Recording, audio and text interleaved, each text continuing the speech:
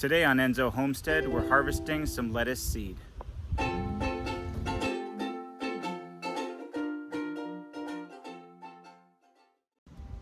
If you leave your lettuce long enough, it'll eventually bolt and come up with these little white, kind of feathery frills. And you can pull on them and you'll see the seeds come right out.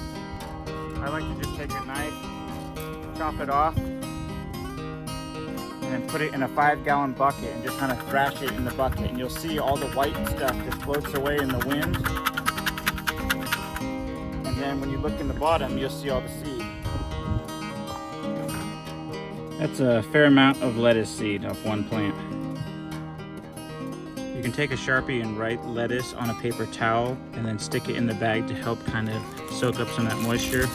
But that is a lot of lettuce seed off of one plant. So I'm just gonna chuck that paper towel in the bag with it and throw it in the fridge.